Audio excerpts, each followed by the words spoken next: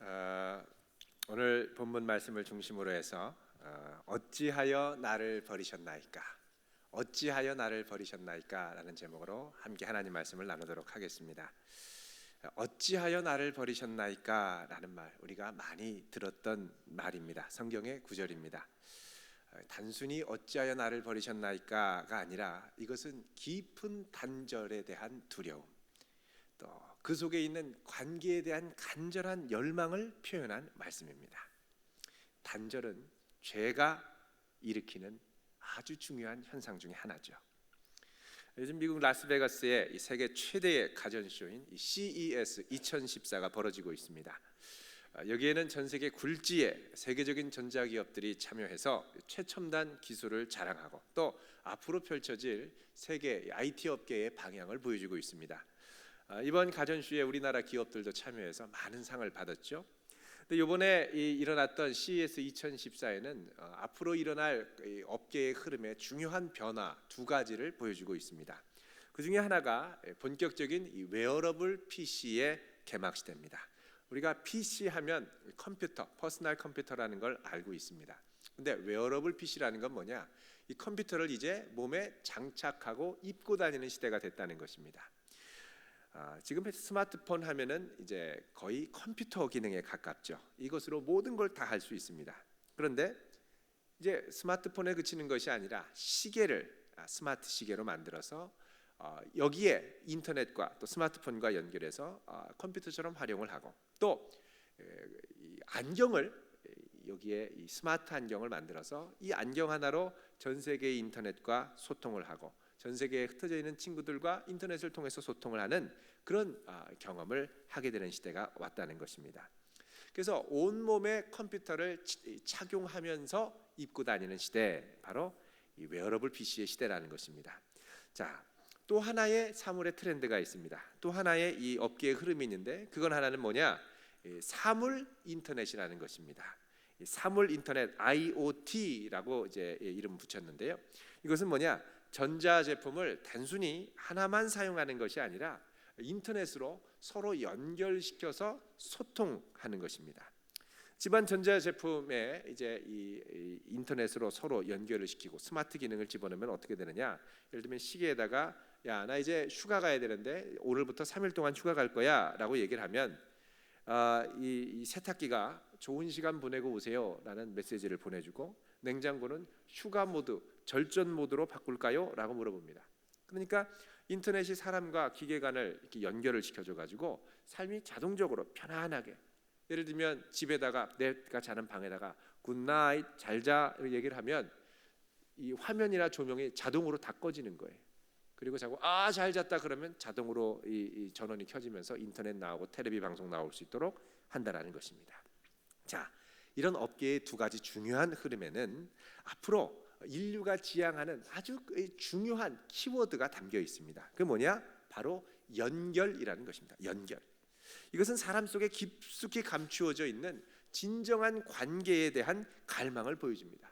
무엇인가 든든한 것에 우리는 우리의 생을 연결시키고 싶어 한다는 것이죠. 우리 중에도 인터넷에 잠시라도 연결되어 있지 않으면 우리 청소년이나 젊은이를 보면 불안한 사람들이 있습니다. 식당 같은 데 가도 뭔가에 좀 연결되고 싶어서 바로 앞에 있는 가족들 간에는 연결의 끈을 제대로 발견할 수 없는 것 같고 나에게 친숙한 스마트폰을 통해서 연결을 확인하려고 하는 경우가 참 많습니다. 가족들끼리 식사하러 갔는데 얘기는 안 하고 스마트폰만 보고 있는 거예요. 자, 이것을 통해서 우리가 확인하려고 하는 것이 뭐냐? 우리는 끊임없이 무엇인가에 연결되어 있다라는 것입니다.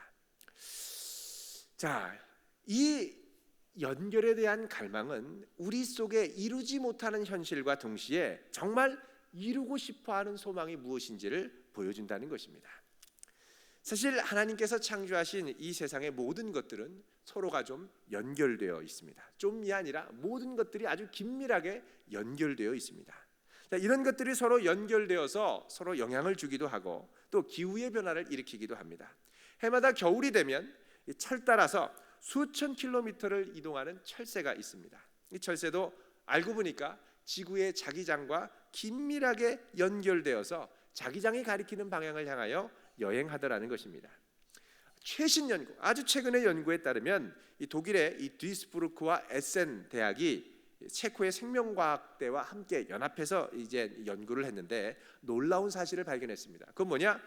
지구의 똥개도, 지구의 똥개 그러니까 이상합니다만 지구상에 사는 모든 똥개들이 자기장과 연결되어 있다는 것입니다. 무슨 말이냐? 이 연구진이 이 똥개들을 추적하면서 2년 동안 37개의 다른 종류의 70마리를 추적했습니다. 그런데 이 똥개들이 이 용변을 보기 위해서, 응아를 하기 위해서 철푸덕 주저앉아서 이게 용변을 보면 꼭 그 방향, 앉아 있는 방향이 남과 북을 가리키더라는 것입니다. 놀라운 신비죠. 그러니까 이 태양의 흑점이 폭발하는, 그래서 자기장이 좀 혼란스러운 그 몇 경우를 제외하고는 대부분 여지없이 남과 북으로 연결되더라는 것입니다. 자, 하다못해 이 개가 주저앉는 거에도 하나님의 놀라운 신비가 들어있죠. 이런 것 보면은 이 세상에 사는 모든 존재가 하나님의 품 안에 서로 세밀하게 연결되어 있음을 알 수 있습니다. 자, 하나님의 형상을 간직하고 있는 사람은 더 말할 나위가 없습니다. 성부, 성자, 성령께서 서로 사랑하며 연합하는 그 하나님의 신비한 형상을 사람에게 심어 놓으셨습니다. 사람에게는 진실하게 연결되고 진실하게 연합되고자 하는 강력한 갈망이 본능적으로 들어있다는 것입니다.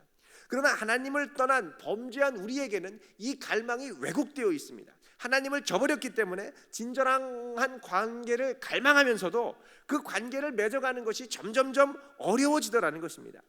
사람이 살아가면서 가장 강렬하고도 진정성 있게 연결되는 관계 중에 하나를 뭐로 얘기하느냐? 결혼을 이야기합니다. 그러나 결혼도 시간이 갈수록 나는 정말 가까워지고 싶고 나는 정말 친밀하게 지내고 싶지만 그게 내 뜻대로 잘 되지 않더라는 거예요. 대부분 그 이유가 뭐냐? 내 안에 있는 이기적인 자아 때문에 그렇다는 것입니다. 재성이 충동하는 나 중심의 사고방식과 관계방식 때문에 그렇다는 것입니다. 이렇게 흔히들 얘기하죠. 30대 부부는 서로를 마주보고 자고 40대 부부는 천장을 보고 잡니다. 50대 부부는 등을 돌리고 자고 60대 부부는 각방을 쓰고 잡니다. 그리고 70대가 되면 어디서 자는지 모른대요. 여러분, 결혼은 구원과 반대로 간다라는 말이 있습니다. 무슨 말이냐? 구원은 지옥에서 천국으로 가죠. 그러나 결혼은 천국으로 시작해서 지옥으로 끝난다는 것입니다. 인구보건협회가 기혼 남녀 1000명에게 물었습니다. 작년 한 해 당신이 버틴 힘이 무엇입니까? 그랬더니 20대는 상당 대다수의 많은 사람들이 나를 버틴 힘은 아내였고 나를 버티게 한 힘은 남편이었습니다. 제일 많았습니다. 근데 5, 60대 가서 물어봤더니 5, 60대는 지난 한 해 나를 버티게 한 힘이 뭐냐? 인내심, 이렇게 대답을 했습니다. 근데 그 중에 어떤 아내는 나를 버틴 힘을 재미있는 드라마 시청으로 쓴 분들도 5%나 됐습니다. 여러분, 집에서 아내가 재미있게 밤늦게 텔레비전을 보고 있을 때 쓸데없는 거 본다고 텔레비를 껐다가는 큰일 납니다. 아내가 위로를 얻는 시간이라고 생각하시고 조용히 침묵하며 물러나 주시든지 옆에서 가만히 어떤 것이 아내의 마음을 움직이는지 잘 보시길 바랍니다. 죄라는 것은요, 내 자아가 살아나게 만듭니다. 하나님보다는 내 뜻이 우선이고요, 다른 이들보다 내가 우선되도록 만듭니다. 나를 앞세울 때는 그 관계는 항상 왜곡되고 파괴될 수밖에 없습니다. 그래서 우리 안에는 늘 역설이 존재합니다. 어떤 역설이냐? 간절한 연결을 바라지만 동시에 우리 안에 있는 죄성으로 인하여 간절하게 정말 친밀하게 연결되지 못하더라는 거예요. 그래서 연결에 대한 갈망은 있지만 어쩔 수 없는 단절을 경험하는 것이 우리 안에 경험하는 날마다의 역설적인 모습입니다. 내 뜻대로 잘 되지 않아요. 친밀하게 만나고 싶지만 이게 갈수록 잘 되지 않더라는 것입니다. 오늘 본문에 나오는 예수님, 십자가를 지시고 나의 하나님 나의 하나님 어찌하여 나를 버리셨나이까 라고 간절히 외치며 하나님을 향하여 절규하는 외침이 있습니다. 이 절규하는 외침에는 뭐가 있느냐? 하나님과 정말 친하게 지내고 싶습니다. 친밀하게 연결되고 싶습니다. 태초부터 하나님의 창조 사역에 하나님의 말씀이 되어 모든 만물을 만들고 창조할 때 함께 동역했던 그 하나님의 아들이 이제 온 인류의 죄를 지고 하나님 앞에 죄인으로 서게 되니까 그 하나님과의 단절이 주는 이 고통이 너무너무 견딜 수 없는 거예요. 하나님을 향하여 나의 하나님, 나의 하나님, 어찌하여 나를 버리시나이까? 라고 절규하며 부르짖습니다. 묵상하면 묵상할수록 그분의 아픔이 우리 가운데 막 아주 그냥 저리게 다가옵니다. 지금 예수님께서 온 인류의 죄짐을 지고 서신 것은 온 인류의 죄를 졌을 뿐만 아니라 천지만물의 인류가 진 모든 죄악으로 인하여 고통당하는 이 땅의 고통도 함께 포함하고 있습니다. 온 세상의 피조물들이 우리의 죄로 말미암아 고통을 받고 있다는 것입니다. 이것을 감지했는지 오늘 본문 말씀 첫 시작을 보면 온 땅이 어두움에 가득 덮였다는 진술로 시작을 하고 있습니다. 우리 45절 말씀 읽어보겠습니다. 시작. 제6시로부터 온 땅에 어둠이 임하여 제9시까지 계속되더니, 제6시로부터, 6시는 몇 시냐? 12시입니다. 온 땅에 어둠이 임해서 몇 시까지? 제9시까지. 6시는 낮 12시, 제9시는 오후 3시입니다. 그러니까 제일 밝아야 할 대낮 같은 12시부터 오후 3시, 해가 쨍쨍 쪄야 할 오후 3시에 온 땅이 캄캄하게 뒤덮였다는 것입니다. 온 땅이라는 건 이 세상 모두의 피조물들이 같이 고통을 받고 있다는 것이죠.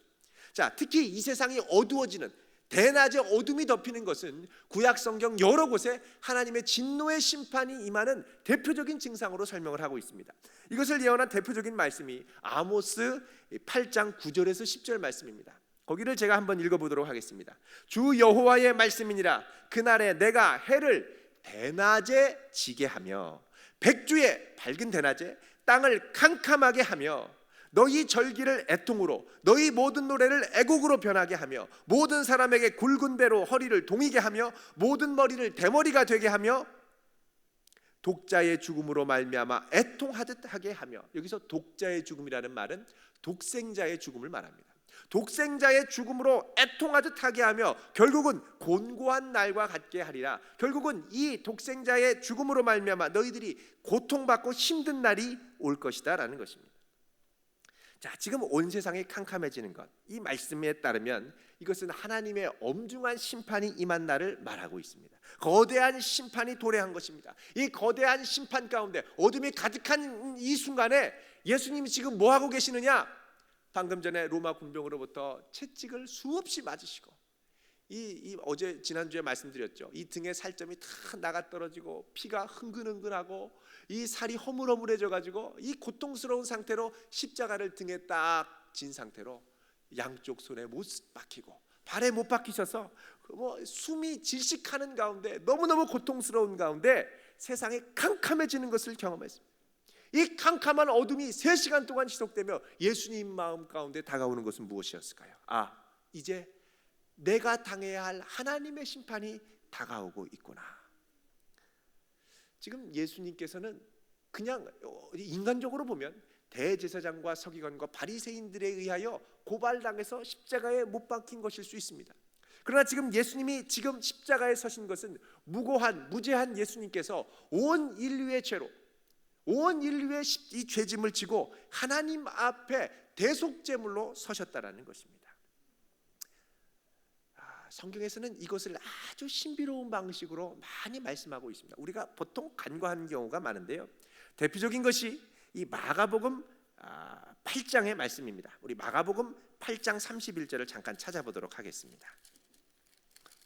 마가복음 8장 31절, 우리 같이 한 목소리로 읽어보겠습니다. 시작. 인자가 많은 고난을 받고 장로들과 대제사장들과 서기관들에게 버림받아 죽임을 당하고 사흘 만에 살아나야 할 것을 비로소 그들에게 가르치시되 아멘. 자, 여기 보면 인자가 고난을 받고 대제사장과 서기관들에게 버림받되고 죽임을 당하고, 지금 계속해서 수동형의 동사가 나오고 있습니다. 버림받는다, 죽임을 당한다, 또 고난을 당한다. 자, 역사적으로 이 넘겨주는 주체는 가룟 유다, 빌라도, 로마의 병졸들, 대제사장들입니다. 그러나 예수님은 인자가 뭐라고 그러냐면 넘겨줌을 당한다라고 그러십니다. 넘겨준다라고 하면 되는데 넘겨줌을 당한다. 버렸다라고 하면 되는데, 그들이 나를 버릴 것이다 하면 되는데 버린 바 당하고 나는 죽을 것이다 하면 되는데 죽임을 당한다라고 하시며 굳이 수동형의 이 표현을 계속해서 사용하십니다. 왜 이렇게 굳이 수동형의 표현을 사용하시느냐? 여기에는 주님께서 전하고 싶은 메시지가 있어서 그렇습니다. 이거를 신학적으로 뭐라고 그러냐면 신적 수동태다, Divine Passive라고 얘기를 합니다. 신적 수동태는 무슨 말이냐? 인간이 만드는 어쩔 수 없는 수동의 상태를 통해서 그 배후에 이것을 통하여 하나님의 뜻을 이루어 가시는, 역사하시는 하나님의 손길을 드러내는 신학적인 진술입니다. 다시 말해서 넘겨주는 것, 예수님을 넘겨주는 건 인간이 만들고 있지만 인간들이 만드는 그 사건을 통해서 하나님이 일하신다라는 걸 보여주는 진술이라는 겁니다. 그렇다면 예수님을 이런 순환과 고난과 죽음으로 내어주는 진정한 주체는 누구냐? 로마서 8장 32절에 정확하게 나와 있습니다. 뭐라고 나와 있느냐? 로마서 8장 32절에 자기 아들을 아끼지 아니하시고 모든 사람을 위하여 내어주신 이가 어찌 그 아들과 함께 모든 것을 우리에게 은사로 주지 아니하시겠느냐? 자, 자기 아들을 아끼지 않고 우리 모든 사람을 위하여 내어주신 이 바로 하나님이라는 겁니다. 자, 십자가의 사건은 하나님이 친히 자기 아들을 내어주신 사건이라는 거예요. 순환받고 고난받는 것, 인간적으로 볼 때는 대제사장과 서기관과 바리새인에 의하여 고통받고 버림받고 순환받는 것 같지만 철저히 무력하게 끌려다니지만 이 무력한 자리에 역설적으로 하나님의 역사가 주도적으로 나타난다는 것입니다. 그리고 이런 주도적인 역사에는 뭐가 있느냐? 두 가지가 있습니다. 세 가지가 있습니다. 세 가지. 첫 번째는 성부 하나님이 자기 아들을 기꺼이 내어주심. 그것 때문에 예수님이 여기까지 오신 거예요. 두 번째는 뭐가 있느냐? 성자 예수님께서 성부 하나님을 향하여 기꺼이 순종하심. 십자가에 가야 되고 하나님의 진노의 잔을 마셔야 되는데 내가 이 잔을 마셔야겠습니다. 요한복음 18장 11절에 보면 예수님께서 제자 베드로에게 내가 내 아버지께서 주신 잔을 마시지 않겠다는 말이냐? 마셔야 된다라고 말씀하십니다. 이 진노의 잔이라는 건 뭐냐? 하나님의 심판의 진노가 가득한 잔을 마신다는 것, 심판을 받는다는 것입니다. 그리고 이 예수님의 순환 곁에 같이 아파하며 이 성자 예수께서 십자가를 지실 수 있도록 도와주시는 성령 하나님의 내어주심이 있었습니다. 탄식이 있었습니다. 자, 이렇게 성삼위 하나님, 삼위일체 하나님의 자발적으로 내어주시는 역사가 있었기 때문에 그 가운데 십자가의 역사가 일어날 수 있었다는 것입니다. 예수님께서 기꺼이 자발적으로 자기 자신을 내어주신 이유가 뭘까요? 하나님께서 기꺼이 자기 자신을, 자기의 하나밖에 없는 독생자 예수를 내어주신 이유가 뭘까요? 그거는 그 아들로 하여금 이 세상의 모든 죄짐을 지고 하나님 앞에 속죄 제물로 서게 하기 위해서였습니다. 모세 이후로 사람이 죄를 지면 어떻게 했습니까? 양을 데려와서 내 죄를 여기에 안수해서 내 죄가 이 양에게 있습니다. 이 양에게 내가 받을 죄를 대신해서 심판을 내려주십시오. 그리고 양을 잡아 죽여서 양의 피를 하나님께 드렸어요. 그런데 이런 것 말고 이제 하나님의 아들이 이 인류의 모든 죄를 직접 지고 하나님 앞에 서게 되더라는 거예요. 하나님께서는 이제 성전 제도, 성전 제사가 죽은 제사라고 선언하십니다. 왜요? 사람들의 마음이 너무나 패역해서 더 이상 이 마음으로는 하나님께 이 제사를 통해서는 깨끗함을 받을 수 없기 때문에 그렇습니다. 그래서 하나님께서는 이 세상 모든 인류의 죄를 그 아들에게 지게 하시고 이 아들로 하여금 온 세상의 죄를 갖고 하나님 앞에 죄인으로 서게 하신다는 거예요. 예수님께서 하나님 앞에 설 때 예수님은 인간적으로는 하나님의 아들로서는 하나님과 평생토록 떨어져 본 적이 없는 친밀한 아버지입니다. 그 앞에 설 때 왜 예수님이 죄인으로 서야 되겠습니까? 그냥 서면 좋겠죠. 그러나 하나님께서는 인류의 모든 죄를 그 아들에게 지게 하시고 하나님 앞에 서게 하신 거예요. 이 잔은 이 십자가는 너무나도 괴롭고 엄중한 죄의 짐입니다. 이게 너무 크고 괴로워서 예수님이 견디다 못 견디고 드디어 하나님을 향하여 소리 지르십니다. 46절 다시 한번 읽어보겠습니다. 시작. 제9시쯤에 예수께서 크게 소리질러 이르시되 엘리 엘리 라마 사박다니 하시니 이는 곧 나의 하나님 나의 하나님 어찌하여 나를 버리셨나이까 하는 뜻이라. 아멘. 자, 나의 하나님 어찌하여 나를 버리셨나이까. 여러분, 온 세상이 어두워진 그때 3시간 계속적인 어두움이 지난 후에 드디어 예수님께서 하나님을 향하여 절규합니다. 나의 하나님, 나의 하나님, 어찌하여 나를 버리셨습니까? 이 말 무슨 말입니까? 하나님, 나는 이제 하나님 앞에 죄인으로 섰습니다. 더 이상 하나님 앞에 견딜 수가 없습니다. 이 죄의 짐으로 나는 주님 앞에 심판받을 수밖에 없군요. 주님 앞에 완전히 이렇게 버림받는 자가 되었습니다 라는 절규라는 것입니다. 예수님이 이렇게 큰 절규를 외치실 때 십자가 밑에 있던 사람들은 그 뜻을 이해하지 못했습니다. 누구도 이해하지 못했어요. 그 밑에 있던 사람들이 뭐라 그럽니까? 47절에 거기 섰던 자 중 어떤 이들이 이걸 듣고 이 사람이 엘리야를 부른다. 여러분, 엘리 엘리 그러니까 멀리서 들을 때는 엘리야 엘리야 이렇게 듣는 것처럼 들리더라는 거예요. 엘리야 선지자를 부른다. 엘리야 선지자는 살아서 죽음을 보지 않고 불말과 불병거를 타고 하늘 위에 올라갔죠. 자, 그가 내려와서 하나님의 아들을 구원해 주나 보자 하고 쳐다보는 거예요. 근데 예수님께서는 너무너무 괴로움 가운데 나의 하나님, 나의 하나님, 어찌하여 나를 버리셨나이까? 오늘 말씀 46절 이 엘리 엘리 앞에 기역이라고 돼 있죠. 그 기역 밑에 보면 나나주의 시편 22편 1절로 돼 있습니다. 이건 뭐냐? 다윗이 대적 가운데 쫓길 때 죽을 지경으로 괴로울 때 하나님을 향하여 나의 하나님, 나의 하나님, 어찌하여 나를 버리셨나이까? 라고 절규하는 외침이었습니다. 예수님께서 십자가에서 외치신 이 가상칠언, 복음서를 종합해서 나온 7마디를 보면 예수님께서 어찌하여 나를 버리셨나이까? 라고 절규하신 후에 예수님께 하셨던 중요한 말씀 한마디가 있습니다. 그게 뭐냐? 다 이루었다. 다 이루었다라는 거예요.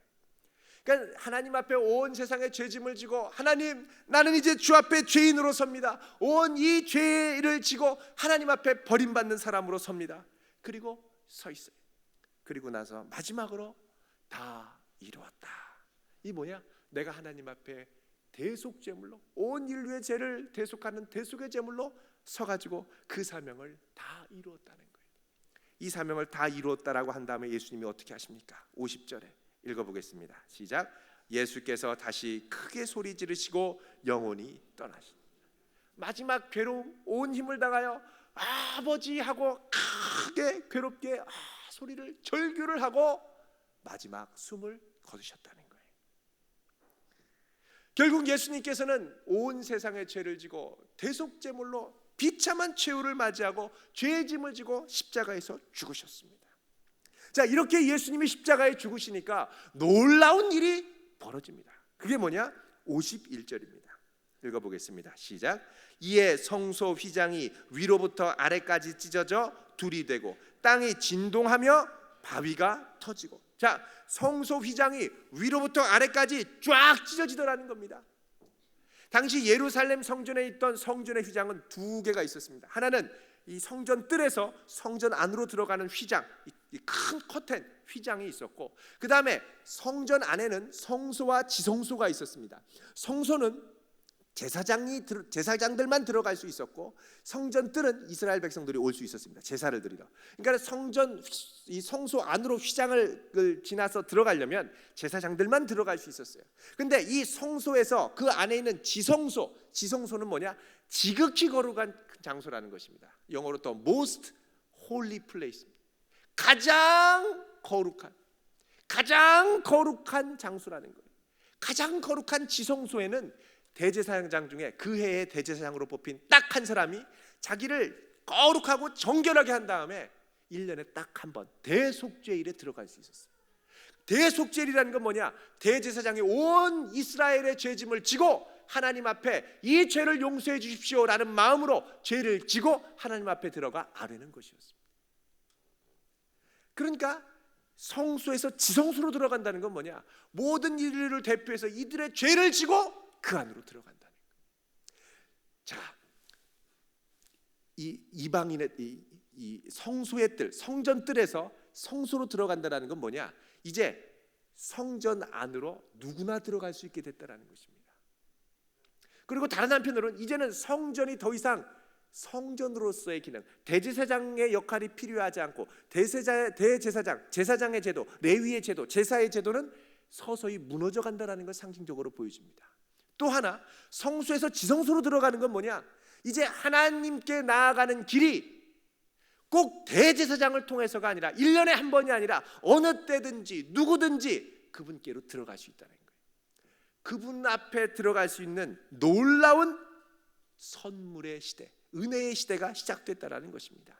그걸 잘 보여주는 게 히브리서 10장 19절에서 20절이죠. 우리 많이 들었던 말씀입니다. 그러므로 형제들아, 우리가 예수의 피를 힘입어 성소에 들어갈 담력을 얻었나니. 여기서 성소는 지성소를 의미합니다. 그 길은 우리를 위하여 휘장 가운데로 열어놓으신 새로운 살 길이요, 휘장은 곧 그의 육체니라. 그 길은 우리를 위하여 휘장 가운데로 열어놓으신 새로운 살 길이라는 겁니다. 그리고 그 휘장은 뭐냐? 육체라는 거예요. 그분의 육체가 찢어지고 십자가에서 찢겨지고 십자가에서 죽음을 당함으로 그의 피로 말미암아 성전 안으로 가장 깊은 곳으로 들어갈 수 있었다는 것입니다. 그러니까 이제 예수의 죽으심으로 말미암아 구약의 모든 제도가 무너지고 성전이 실질적으로 무너지고, 이 성전은 나중에 이스라엘이 로마에 의해서 함락되고 나서 주후 70년에 완전히 불타서 없어집니다. 그때 불타서 없어진 성전이 지금까지 무너져 있어요. 지금도 그 안에 들어가서 제사를 못 드려요. 그래서 유대교회는 제사를 못 드리는 제사제도가 폐지가 됐습니다. 예수님이 성전을 무너뜨리겠다고 그랬죠. 이게 첫 출발점이 지성소로 들어간 거예요. 우리 히브리서 10장 10절을 한번 찾아보겠습니다. 히브리서 10장 10절 363쪽입니다. 히브리서 10장 10절 363쪽. 같이 읽어보겠습니다. 10장 10절에서 12절 시작. 이 뜻을 따라 예수 그리스도의 몸을 단번에 들이심으로 말미암아 우리가 거룩함을 얻었노라. 제사장마다 매일 서서 섬기며 자주 같은 제사를 드리되 이 제사는 언제나 죄를 없게 하지 못하거니와 오직 그리스도는 죄를 위하여 한 번 영원한 제사를 드리시고 하나님 우편에 앉으사. 아멘. 자, 예수님이 지금 어떻게 제사를 드렸다고요? 단번에 드리심으로 우리가 거룩함을 얻었다. 제사장마다 매일 주 앞에 제사를 동일하게 드렸지만 우리의 죄를 근본적으로 없애주지 못하지만 예수님께서는 우리의 죄를 없애시고 단번에 제사를 드리심으로 없애시고 우리 안에 새로운 마음을 주셔서 우리의 마음을 변화시켜 주셨다라고 말씀하는 것입니다. 자, 이 놀라운 역설이 일어납니다. 뭐냐? 예수님은 하나님 앞에 왜 나를 버렸냐라고 절규하며 돌아가세요. 근데 그 절규하시는 돌아가심으로 말미암아 하나님과 단절되어 있던 우리가 하나님과 이제 진정한 소통을 하게 되었습니다. 진정한 관계를 갖고 연결되게 되었습니다. 동시에 우리는 하나님과 연결되면서 죄의 세력과 단절할 수 있는 은혜와 복을 얻게 되었어요. 주님의 버림받으심으로 우리는 하나님께 얻은 바가 되었습니다. 예수님의 십자가 앞에서 우리는 우리 자신을 새롭게 볼 수 있어야 됩니다. 세상 사람들은 각자를 자기의 이기적인 마음으로 대단하게 보고 높이 평가하죠. 그러나 우리는 십자가 아래서 우리를 볼 때 죄로 인해 어그러지고 연약한 점들, 부족한 죄인으로 봐야 됩니다. 그렇다고 날마다 벌레만도 못한 인간하고 우리를 구박하고 괄시하면서 봐야 되는 건 아니에요. 왜요? 예수님의 십자가가 있기 때문에.